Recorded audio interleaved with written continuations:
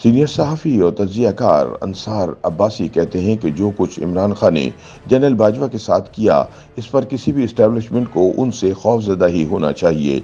Establishment election नहीं लड़ती, लेकिन इक़्तिदार में कोई भी हो, कितना ही मकबूल क्यों ना हो, उसे इस्टेब्लिशमेंट की हिमायत की अशद ज़रूरत रहती है, और ये पाकिस्तान की वो हकीकत है जिससे कोई इनकार नहीं कर सकता। अपने कॉलम में अंसार अब्बासी का कहना है कि इमरान खान अब भी ये शिकायत करते हैं कि जनरल बाजवा ने उनकी हुकूमत को गिरने से क्यों नहीं बचाया। जिस इस्टेब्लिशमेंट से वो अपनी हुकूमत के गिरने से ना बचाने पर खफा हैं, और जिस इस्टेब्लिशमेंट से वो ये उम्मीद लगाए हुए हैं कि वो इनके लिए मौजूदा हुकूमत को चलता करे और फौरी इलेक्शन करवाए, वो इस्टेब्लिशमेंट अगर वाकई इमरान खान से खौफज़दा है तो इसका इमरान खान को ही सियासी नुकसान होगा। अंसार अब्बासी कहते हैं कि इमरान खान कहते हैं कि इस्टेब्लिशमेंट उनसे खौफज़दा है। मुझे नहीं मालूम दूसरों का इस बारे में क्या कहना है, लेकिन मेरी ज़ाती राय में खान साहब दुरुस्त कहते हैं। इस्टेब्लिशमेंट वाकई उनसे खौफज़दा है। जो कुछ इमरान खान ने जनरल बाजवा के साथ किया, इस पर किसी भी इस्टेब्लिशमेंट को उनसे खौफज़दा ही होना चाहिए।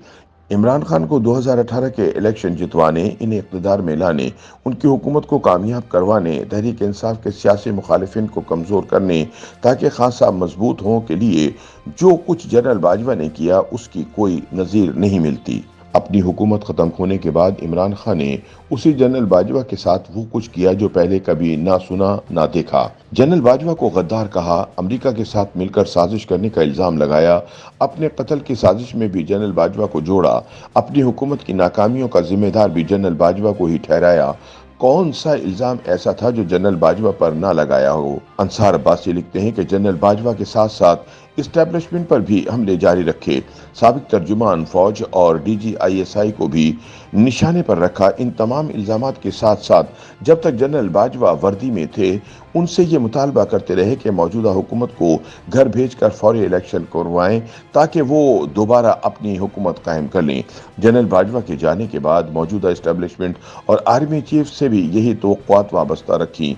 अब इमरान खान ये कहते हुए कि इस्टेब्लिशमेंट दरअसल एक ही फर्द यानी आर्मी चीफ का नाम होता है, वो मौजूदा आर्मी चीफ पर दबाव बढ़ा रहे हैं। कभी उनसे मुलाकात की ख्वाहिश का इजहार करते हैं, तो कभी उन पर इल्ज़ाम लगाते हैं कि वफाक में बरसर इक़्तिदार PDM हुकूमत और पंजाब की निगरान हुकूमत जो कुछ भी इमरान खान और तहरीक इंसाफ के खिलाफ कर रहे हैं, वो मौजूदा इस्टेब्लिशमेंट यानी आर्मी चीफ की मर्जी से ही किया जा रहा है।